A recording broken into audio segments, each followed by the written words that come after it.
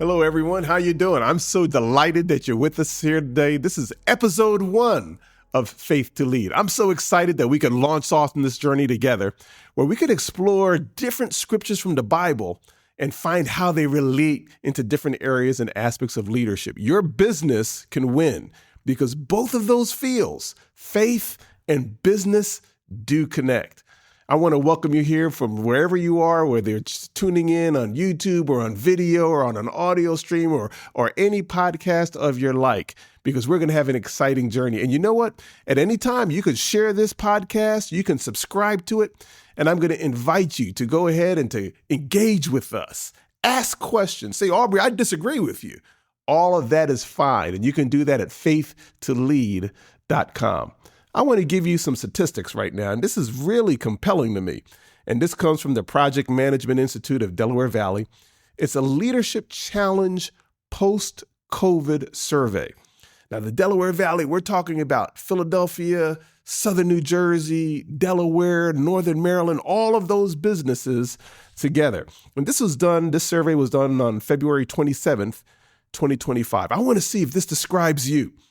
It says, from 2022, the year 2022 to 2024, trust in immediate managers took a dramatic nosedive from 46% to 29%. That's a 23% drop. In other words, if you're a leader and you're in an environment, do you feel like no one trusts you anymore? What happened in the last 2 years after COVID? You know, everyone's second guessing your thoughts, second guessing whether they should still be there or not. You just feel like there's just a general environment of lack of trust. Look at this statistic. Stress is surging amongst leaders. 71% report a significant increase in their stress levels as compared to 63%, which means, there's always some kind of anxiety in leadership, isn't there? When you're dealing with people and you're running things, there's always some kind of worry. However, it's increasing. It's not staying the same. It's harder to lead today than it was even last year. And look at this last statistic. Frontline leaders' purpose fades as the C-suite thrives. It says that there was a 20% decline in their sense of purpose compared to 2020. That's another way of saying if you are not the CEO, the CFO, the chief visionary officer, that's the C-suite, the top dogs, the people at the top floor. But what if you're not the leader, but you are one of a leaders, maybe the second tier? And for that group of people, that there has been a tremendous decline in their sense of purpose, where they're saying, you know what, I'm not really running things, but everyone's looking to me with all the pressures, all the problems. I've got to solve everything.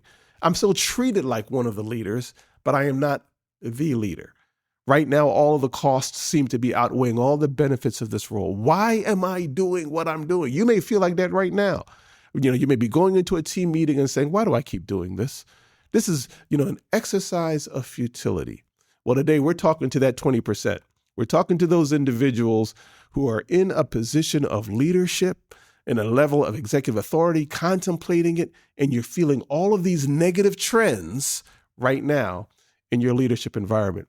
So we're going to look at some time-tested principles from the Bible, also some contemporary scholarship to get you right. The first thing I want you to realize is you've got to understand the environment that you're in. You're not alone with this. There's a story that comes out of the Bible. It's right around Exodus chapter 3, verses 1 to 12, Exodus 18 to 21. I love to reflect on this passage because it deals with the story of Moses.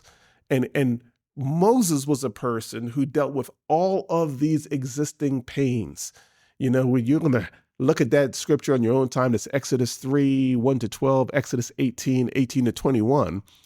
And when you read through that passage, what you'll see, this was Moses at the lowest point of his life. It was Moses when he had a great beginning. He was a Hebrew born, but grew up in Pharaoh's palace. He had all the trappings of authority. And one day he went out and tried to do something in his leadership, and he actually ended up a fugitive. He made a tremendous mistake. Have you ever made a mistake before? I know I have. And what ended up happening was he ran away from it all. And then he encountered God in what we call the burning bush experience. That was Exodus chapter 3, verses 1 to 12. And it's important for us to realize that sometimes we have to remember how and when and where we were called into leadership. Your calling for Moses was that moment when he saw a burning bush and he heard God's voice. Some of us, we have this sense all of our lives, like, I'm supposed to be in leadership. I'm supposed to start a business.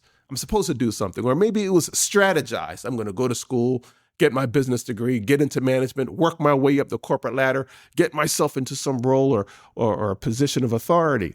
And so it was thought out, strategized, planned. You sacrifice for it. There's nothing wrong with that.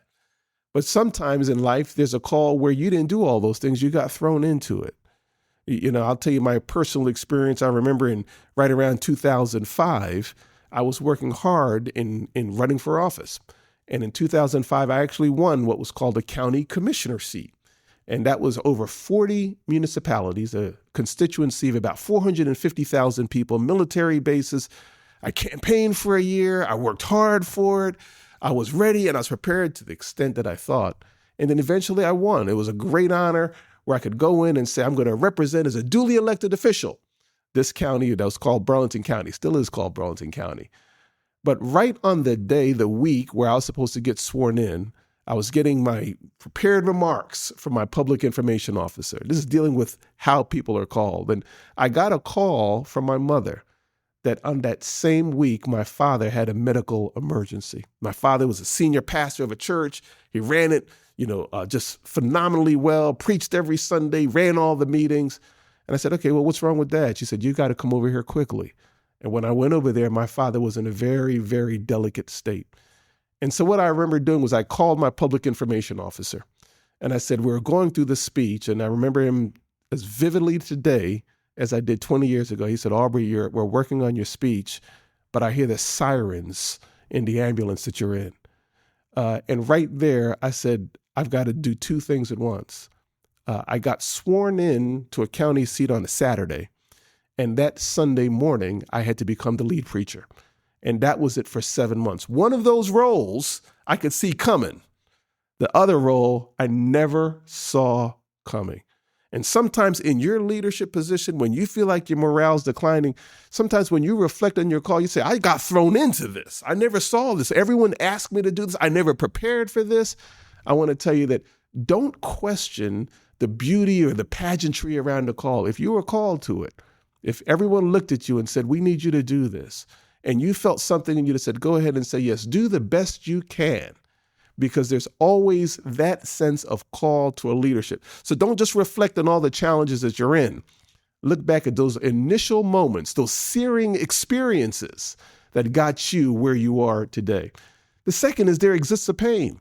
In that same passage, when you look at with Moses' story, it actually says that God says, the pain of my children have come up before me. Don't just remember how and when you were called. Remember all the circumstances that demanded it.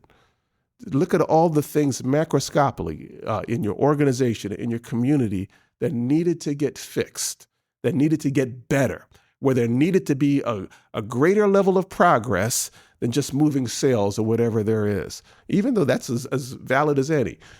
So reflect on the pain that you were brought in to solve, not just the difficulties that you're dealing with people or the lack of morale. Say, I'm here for a reason.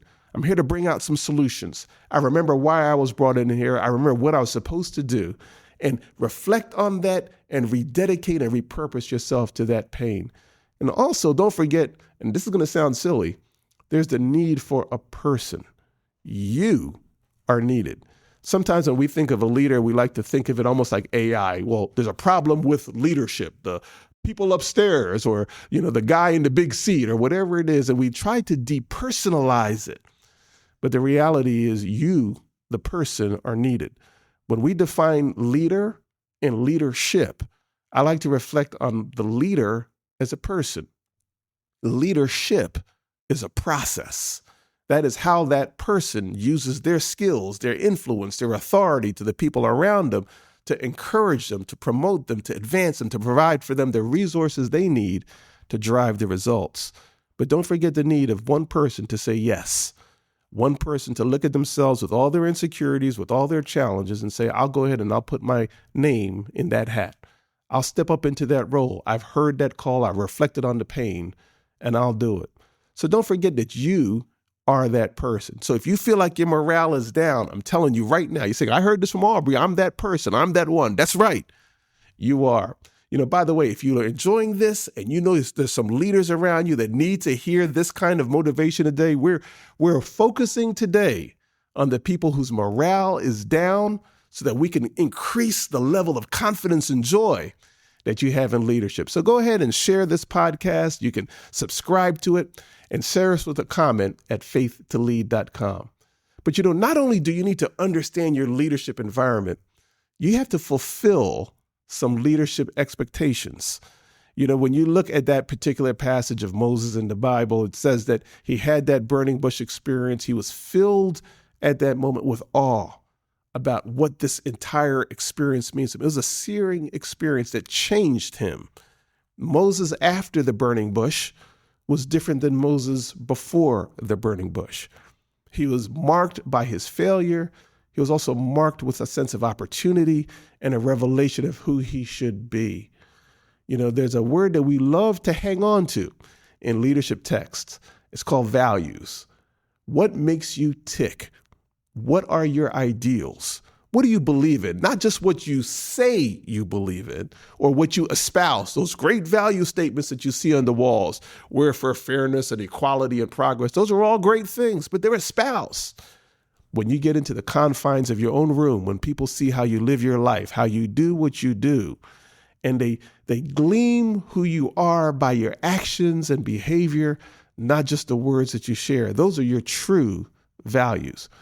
And those searing experiences, they tend to adjust, refine, perfect, complete your true values, who you are at those lowest moments.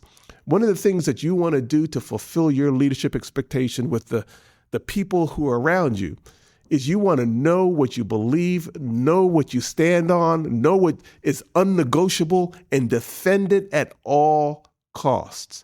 No one likes to follow a person who's vacillating with the tide, who always believes in whatever the last person said that walked out of their office. Sometimes you will gain more respect out of saying no to people because they know you are defending and preserving your values, your sense of ethics, how things should happen. So you want to know your values and you want to preserve that authenticity.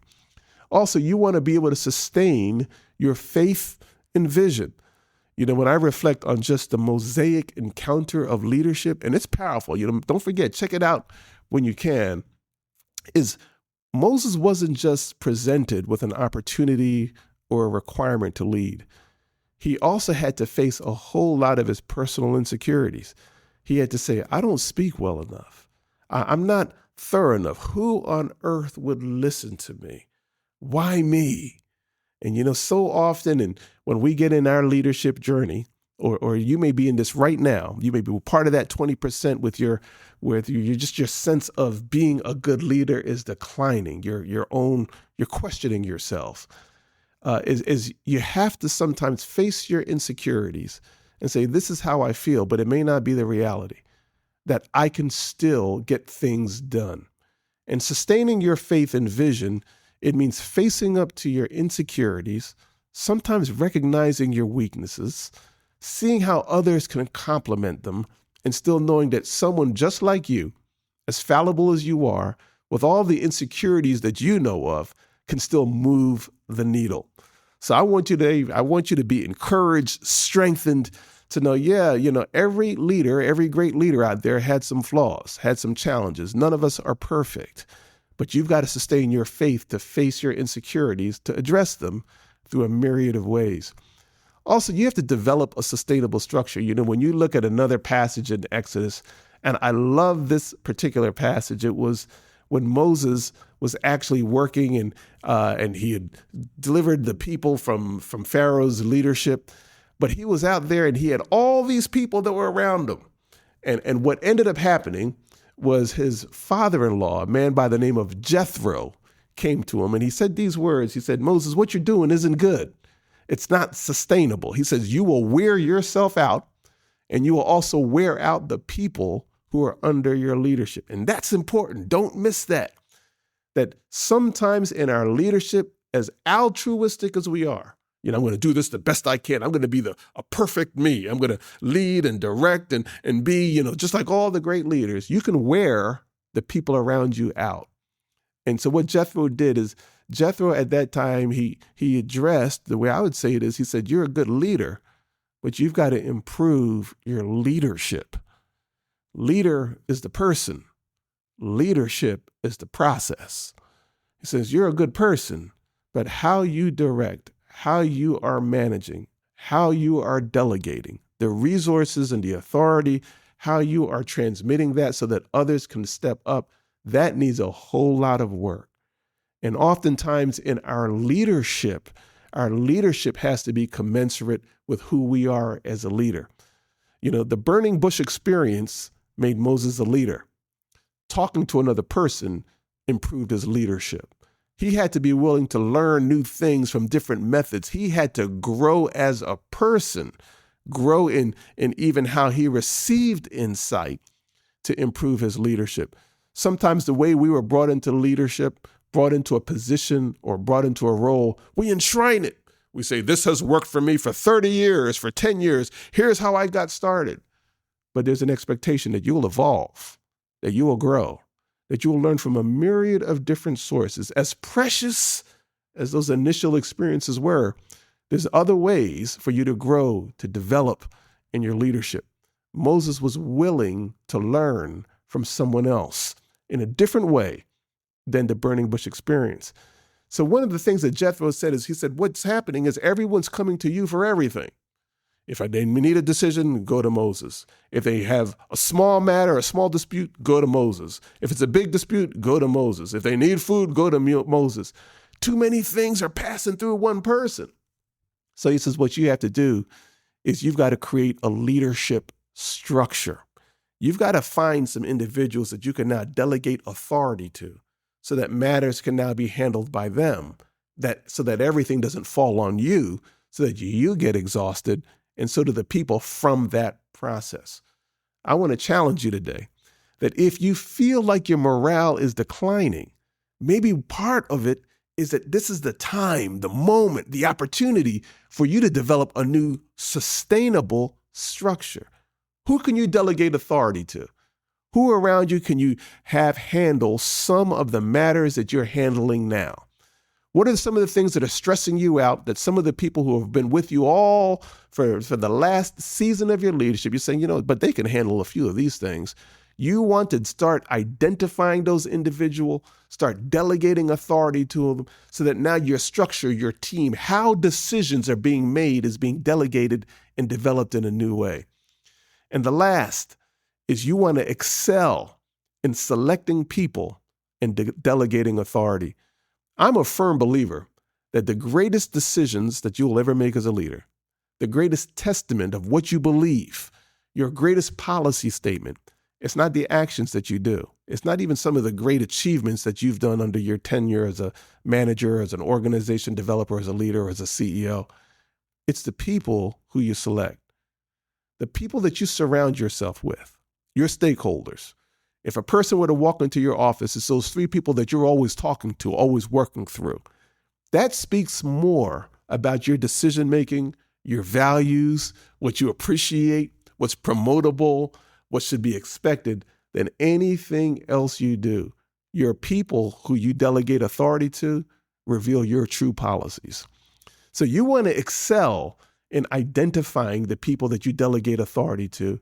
And then when you identify them, delegate it. I'll give you some tips later on down the line, some of the principles of delegating authority. I learned that the hard way, how to let things go. So I want you to remember all of these points. You want to know your values, preserve your authenticity, sustain your faith and vision, develop a sustainable structure, excel in selecting people. That's how you can ramp up your leadership. Because if you feel like you're in a moment of decline, where you're losing your joy, losing your passion, where you're saying, I want out, maybe it's really just saying that this is an opportunity for you to measure up and to tune up on each of these areas. If you also want to share this, don't forget, you can share this with a friend of yours or anyone that you know. You can subscribe to Faith to Lead because we're just starting this conversation. I'm having the time of my life. And also, if you want to send in a comment, and that's so important, because from time to time, I would love to share some of the comments that we're hearing, some of the questions, some of the concerns, even some of the areas you say, Aubrey, I disagree with you on that point. Because this is a community of leaders, people who see the Bible, see the faith, the time-tested principles of God's word. But you can also see how you can apply them to your business so that you can win. So I want you just to take a look at all those things. And, I want you to just also conclude with this, is to reflect on your personal convictions. What do you really believe? What do you stand for? What do you tolerate? What won't you tolerate? What needs to change? Reflect on your team's pain points. What's really causing the problems? Not just the symptoms of the problems. Everyone's arguing that's a problem. No, what are we arguing about, and why are we arguing about that, and why is that an issue? Keep asking yourself those successive whys. If you ask the same question why 3 times, usually it will unearth what the true pain point is. So reflect on that and how uniquely you as a person and as a leader can address them. I also want you to write a personal vision statement. There's a lot of scholarship on writing your personal vision statement, your leadership philosophy, how you will lead. And here's what you're answering. What do you see in yourself 5 years from now? If you had to stand 5 years from now and look back and say, this is who I am as a leader, what do you see? What do you sound like? What does it feel to be around you? Appeal to all of those senses. That's your vision statement. Do that for yourself as a person, but don't just stop for you as an individual. Write it a team vision statement. What do you see in your team 5 years from now? That is so important. What do you see yourselves doing? How does it feel to be part of that team? What are some of the achievements and the accolades and the accomplishments that this team will fulfill 5 years from now? What will be their sense, their emotional state? Will they get a sense of pride from being on this team 5 years from now? Write down that statement.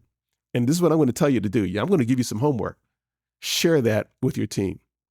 One of the hallmark requirements of a leader is a person who can communicate a vision. People, they're not just looking for you to handle the problems for right now. They want to see that you've given some thought to the future.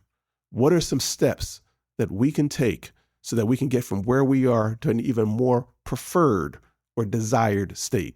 It's got to be positive. It must be compelling. Share that vision statement. It lets people look ahead, look forward, realize you're the person who's looking at things that others are not, and it will correct and address many factors in the environment that you're in. So I hope that you got encouraged by checking this out today. Don't forget, you can share this podcast. You can subscribe to Faith to Lead, and we want to hear your comments. We want this to be a noisy, vivacious podcast. So you can do that just by going right to faithtolead.com, submitting a comment, a question, anything you'd like, so that we can keep this engagement going. At the next episode, I want you to tune in, because we're going to be hitting on how to forge a leadership mindset. Today, we're dealing with just you as the leader. Now we want to get the mindset right. And from there, we're going to get to your team. So hang on, stay on for the ride, because we're just starting here at Faith to Lead.